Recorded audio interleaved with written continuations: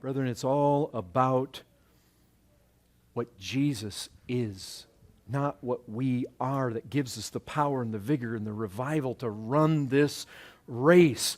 And I'll tell you this, the devil wants your eyeballs anywhere and everywhere except on Christ.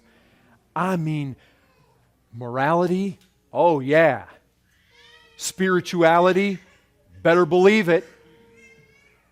Even reading good books, be sure of it. Even doing good things in the Christian life and being involved with works and being involved with ministry, you better believe it. Anything to distract you from Christ. He can't take the Christian out. Not the true ones. And I don't know if he actually knows the true ones. I don't know that he knows that. In fact, I rather suspect he knows, like we know, the indications of true Christianity. But I really think he's bent on the total destruction. But if he sees that the signs are he's seen this for 6,000 years or more. He knows the signs of God's people. And when he sees them, if he can't destroy you, I'll tell you this, he wants your eyes off of Christ. Because he wants to weaken you and make you as ineffective as possible. Lost or saved, he wants your eyes off Christ because there's life there. And there's power. And there's hope. And there's salvation. Get your eyes off other men. You know, you're running along the race and you look over at so-and-so. Oh, they're running faster than me. I must not be saved. What do they have to do with it? That's like Peter and John. You know, here's Peter running along looking at John. And he's like, you know, it's like Jesus had to wallop him upside the head. You follow me. Get your eyes on me. Because what happens when you look at other men? Well, you look over at them, they're not running as well. Pride.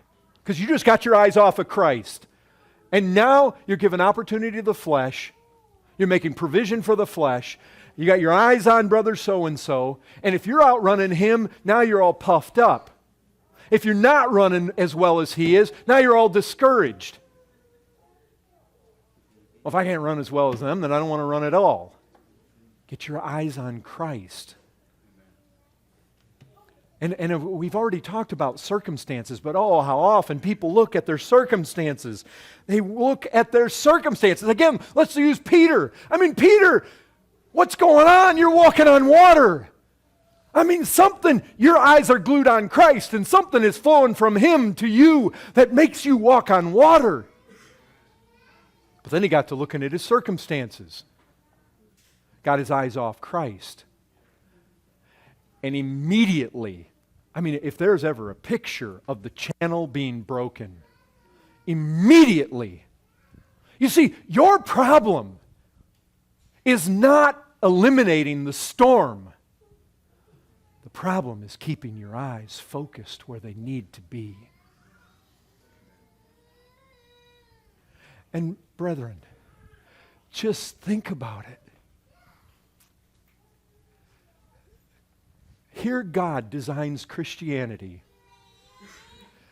and He says,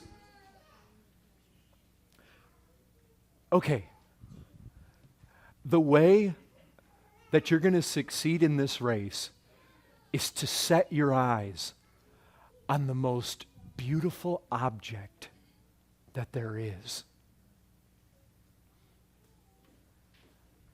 I want you to set your eyes on Him who is perfect excellence, on Him that is unparalleled beauty. I mean, think, that's what God did. He said, I want you to behold Him who is altogether lovely. I mean, does that sound tortuous? That God would say, and this is how you'll find strength and energy and help to run this race. I want you to behold Him who is altogether glorious to behold.